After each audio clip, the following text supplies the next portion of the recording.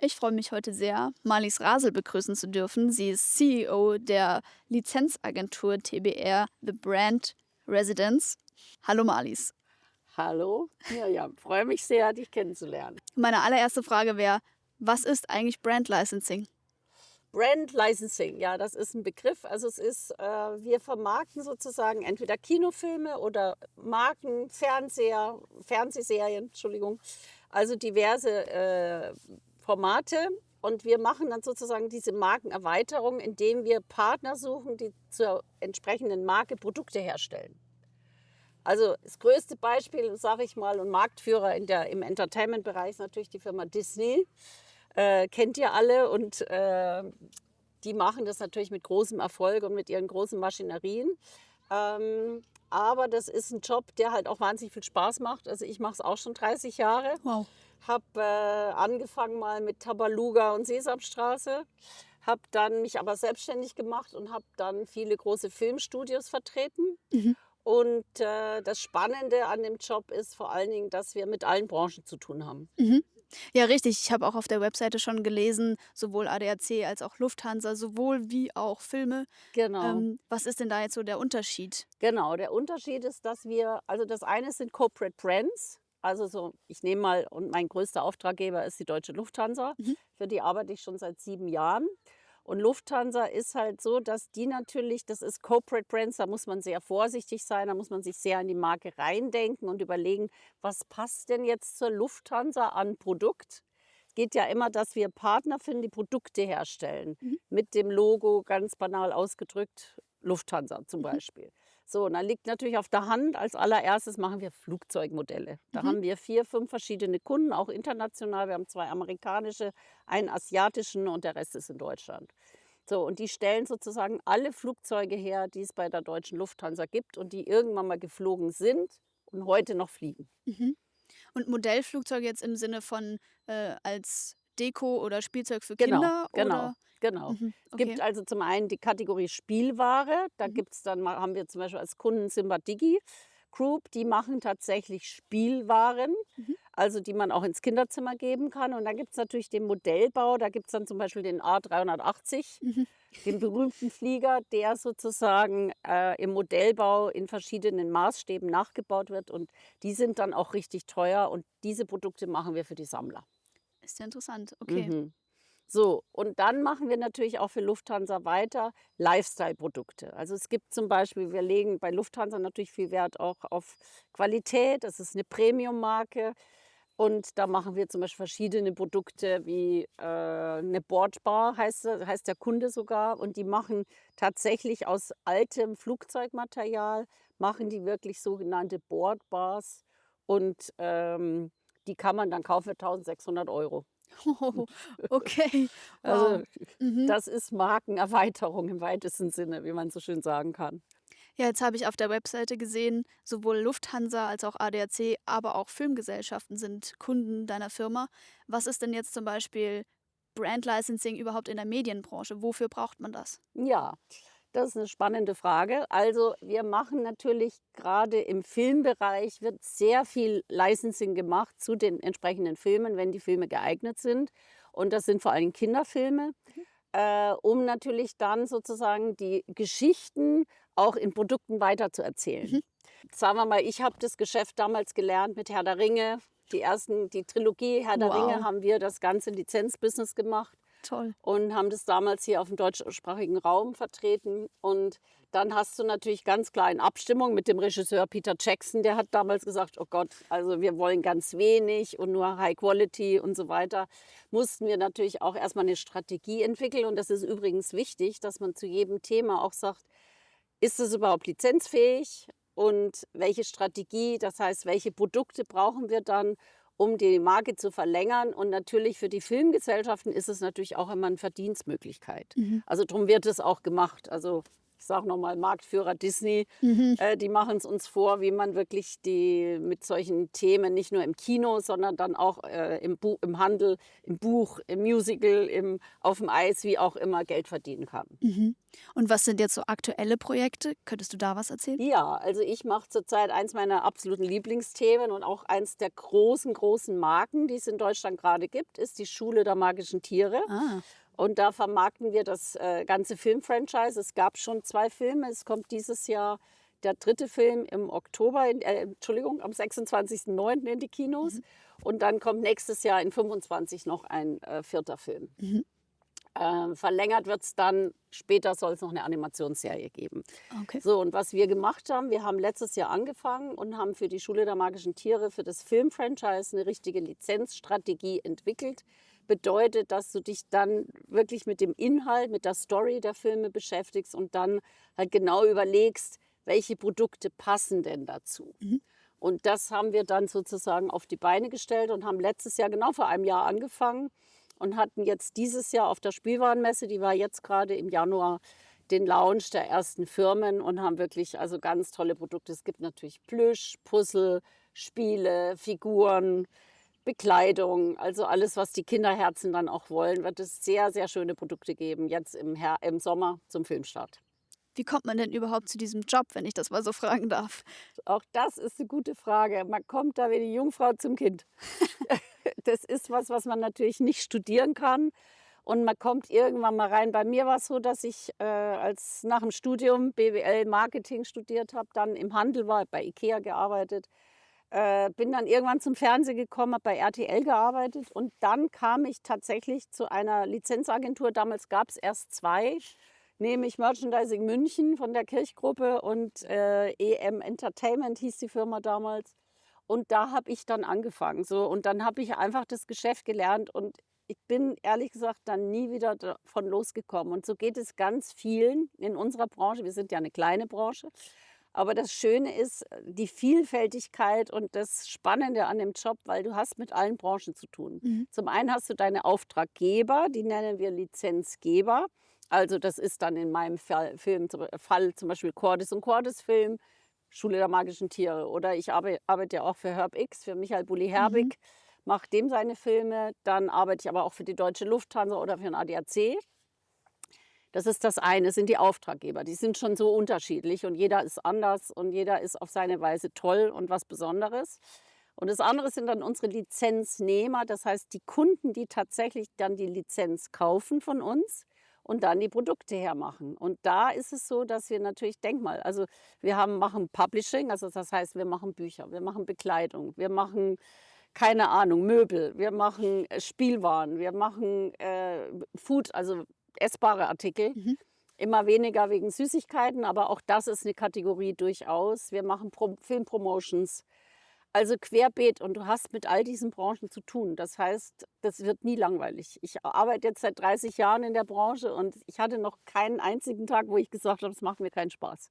Boah, das kann man sich ja nur wünschen Ja. fürs Berufsleben. Ja, genau. Das ist tatsächlich so und ich mache es immer noch gerne und das ist wirklich mit großer Freude. Und das Spannende ist, dass du dir ja immer für jedes Projekt auch überlegst, eben wie ich es vorhin gesagt habe, was passt denn jetzt zur Schule der magischen Tiere? Welche Produkte? Und dann machst du eine Strategie und dann die aber auch umzusetzen. Du gehst dann raus, okay, wer passt denn jetzt? Welche Spielwarenfirma ist denn die richtige? Welche hat nachhaltige Produkte? Und so weiter und so fort. Also, und das ist 'n sehr, sehr spannender Job. Mhm.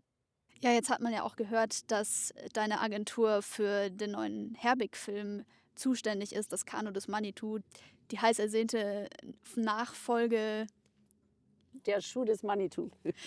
genau, der heiß ersehnte Nachfolger des ersten Teils von vor 20 Jahren. Genau. Wenn da jetzt eine Brand-Licensing-Agentur engagiert wird, was ist der erste Schritt und wie geht es weiter? Generell bei jedem Film, da sind wir natürlich besonders stolz, aber wir haben ja auch schon der Schuh des Manitou vermarktet. Mhm. Das heißt, wir arbeiten schon seit vielen, vielen Jahren für den Bulli und, mit dem macht es auch richtig Spaß zu arbeiten. Das ist natürlich ein großer, großer Künstler, sage ich mal, in jeder Mhm. Beziehung. Und ja, was wir da machen oder was man generell macht, wenn man so ein Thema dann mal bekommt oder angeboten wird, tatsächlich, wir machen eine Strategie. Du musst wirklich den Inhalt, also in so einem Fall lesen wir natürlich das Drehbuch, genauso wie bei Schule der magischen Tiere. Da lesen wir wirklich en Detail das Drehbuch, um dann wirklich die Lizenzstrategie zu überlegen. Und was bedeutet das? Da geht es ja auch darum, dass man sagt, okay, wann ist der richtige Zeitpunkt? Wann gehst du auf den Markt zu? Wann sprichst du mit den Kunden und suchst dann die verschiedenen Produkte? Das ist das eine.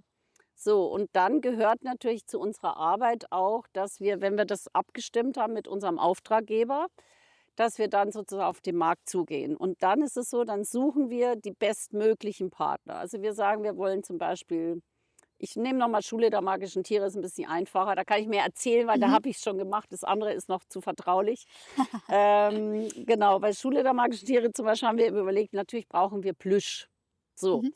Und dann sondierst du natürlich den Markt. Also wir wissen das ja eh, weil wir machen das Geschäft schon so lange. Aber du sagst dann, okay, wer sind denn die bestmöglichen Plüschfirmen? Und dann trittst du an die Firmen heran und Mhm. bietest ihnen das Thema an. Und in der Regel bei so einem starken Thema wollen sie es dann ja auch. Mhm. Dann, unsere Arbeit ist dann, wir machen dann einen Vertrag. Dann begleiten wir den Kunden mit der Produktentwicklung. Mhm. Dann wir machen auch Rechnungsstellung und so weiter. Wir betreuen sozusagen vom ersten Kontakt, bis das fertige Produkt im Handel ist, sozusagen begleiten wir dann diese sogenannten Lizenznehmer, also die Kunden, die Lizenzen kaufen. Mhm. Immer im Auftrag und in enger Abstimmung mit unseren Auftraggebern. Also Mhm. wir sind immer so ein Bindeglied auch, ne? Ja. Zwischen dem Rechtegeber beziehungsweise den in der Regel Produzenten der Filme plus den Kunden, die die Produkte auf den Markt bringen. Und am Schluss reden wir dann auch noch mit dem Handel. Mhm. Also deswegen auch da wieder an der Stelle, dass ich sage, verschiedene Marken ist nicht langweilig, aber auch unser Job ist auch so interessant. Mhm. Wir machen halt, das ist so, Ja, ja, ich kann wahnsinnig es vielfältig einfach, vielfältig, ja. ja. Also wie gesagt, du hast einfach keinen Tag Langeweile. Und wie kommt man zu dem Job? Man kommt eigentlich, man wächst da irgendwie rein. Mhm.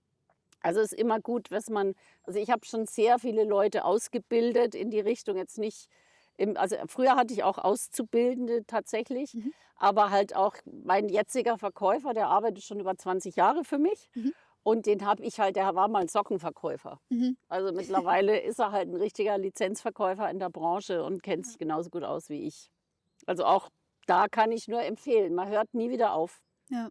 Einfach an eine Person oder eine Agentur herantreten, die einen Genau, interessiert, genau. richtig? Es gibt natürlich auch große Agenturen. Also Ja. ich bin ja eher eine kleine Boutique-Agentur, aber es gibt natürlich dann auch, was weiß ich, die Disneys dieser Welt, ne? Mhm. Warner Bros. So, die also ganze Hundertschaften haben. Mhm. Also das ist sehr spannend, unser Ja, sehr Job. spannend. Ja. Jetzt bist du ja CEO einer Firma und Firma bedeutet ja meistens, dass mehrere Leute mitarbeiten. Wer arbeitet denn dann in solch einer Agentur? Also eine Lizenzagentur braucht in erster Linie mal gute Verkäufer. Mhm. Also sozusagen verkaufen im Sinne, die suchen die Partner. Mhm. Wie engagiert man diese Menschen? Sind das Menschen, die zufällig diesen Job dann finden? Suchen die speziell danach? Sind das ausgebildete Verkäufer? Ja, Wachsen die da ganz mit rein? unterschiedlich, ganz unterschiedlich. Das kann man generell eben nicht, es ist eben kein Lehrberuf, man kann Mhm. das Thema auch nicht studieren, Mhm. aber du musst halt gerne verkaufen, du darfst nicht menschenscheu sein, du musst dich auch interessieren, das sage ich immer. Man muss gar nicht so viel über Lizenzen Mhm. wissen, aber wenn man sozusagen, man muss sich wirklich interessieren, man muss gerne in die Stadt mal shoppen gehen und Ja. sich den Handel anschauen und gucken, was es für Produkte gibt. Mhm. Also das ist extrem wichtig. Man Ganz muss sehr viel offen sein, ja. und Learning by Doing wahrscheinlich auch Genau. viel. Ja, Mhm. absolut Learning by Doing. Mhm. Dann habe ich natürlich noch weitere. Also wir haben Marketing, Produktmanagement, wir haben natürlich Buchhaltung und ein ganz wichtiger Bereich ist sozusagen die ganze Verwaltung, also das Mhm. Vertragsmanagement. Ich habe natürlich auch einen Anwalt, eine Anwältin, besser gesagt, aber extern. Also das habe ich jetzt in meiner Agentur nicht beschäftigt, Mhm. aber brauchen immer Anwälte. Klar, wenn es um Lizenzen geht und Genau. rechtlich und wer welche Rechte bekommt. Genau, und Verträge, weil wir ja viele Verträge machen. Da geht es ja auch viel. Also stell dir vor, du machst einen Vertrag mit einer Firma, die in China produziert. Mhm. Da muss dann alles sichergestellt sein, dass da keine Kinderarbeit ist und. Also diese Verträge sind schon sehr aufwendig. Ja. Das denkt man so im Vorhinein gar nicht, in welche Mhm. Ausmaße das eigentlich geht, welche kleinen Schritte da irgendwo hinten dran noch hängen. Genau, genau. Ja. Ja, es ist sehr auch, Also das eine ist, man geht mal gerne auf eine Filmpremiere Mhm. und das andere ist aber, dass unser Job schon auch sehr verwaltungstechnisch ist und Mhm. sehr aufwendig in der Administration. Mhm. Ja, ich finde das eine sehr interessante Kombination aus diesem kreativen Aspekt, wie dann zum Beispiel eben das Produkt entwerfen oder die Entwicklung eben Strategie, genau, kombiniert mit dem eher, ja, ich sage mal, büroähnlichen Arbeiten, genau, das natürlich auch immer überall dazugehört, aber ist genau, dann vielleicht auch eben was für Menschen, die gerne beides machen. genau. Ja, das glaube ich, ist gut beschrieben, so kann man's sagen. Ja. Was würdest du denn jetzt jungen Leuten, die sich auf den Weg in, ja, die Wirtschaftswelt oder das Verkaufen, sowohl als auch das Kreative machen wollen, was kannst du diesen Leuten mitgeben? Also, von unserer Seite kann ich nur sagen, es ist wahnsinnig spannend. Also, es ist ja heutzutage, wenn man sich denkt, dass man will ja auch gerne kreativ arbeiten. Man will auch sozusagen einen Job haben, dass man nicht 8 to 5 'n langweiligen Bürojob hat, sondern man will ja unterschiedlich. Und da kann ich nur sagen, ist die Lizenzbranche wirklich prädestiniert dafür. Mhm. Also, wie gesagt, das ist und es macht wirklich Spaß und man hat auch viele Möglichkeiten, sich da auszuleben. Ich sage nur mal, es gibt ja auch so Firmen wie Lego, so oder Hasbro oder Mattel. Also, denk mal, du arbeitest jetzt bei Barbie gerade. Mhm. Ja, macht eine Freundin von mir. Super. Also, mit so 'nem mega erfolgreichen Job, ja, das ist halt da kann man auch viel bewegen. Und wie gesagt, wie ich schon mal gesagt habe, es wird nie langweilig. Also, von daher und man kann unterschiedlichsten man muss nicht studiert haben, aber BWL, Marketing, Handel, also Kann das alles nicht ist schaden. kann alles nicht schaden, genau, Ja, genau. schön. Also, es ist, wirklich kann ich nur empfehlen, eine tolle Branche. Vielen, vielen Dank für dieses schöne Gespräch. Sehr Ich gerne. hoffe, auch euch hat das Thema näher gebracht, vielleicht auch erklärt, vielleicht euch angeregt, in die Richtung mal zu schauen, ob es euch näher interessiert. Vielleicht lauft ihr irgendwann Malis wieder über den Weg und bis dann einen schönen Tag.